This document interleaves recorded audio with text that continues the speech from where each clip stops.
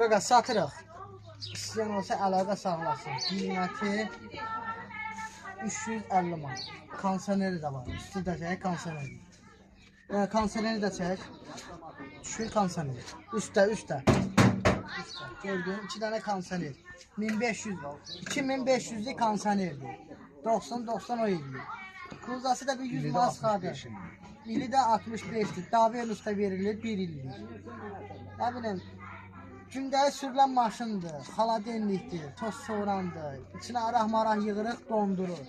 İstəyən olsa əlaqə saxlasın. Bu söz bunda danışsın.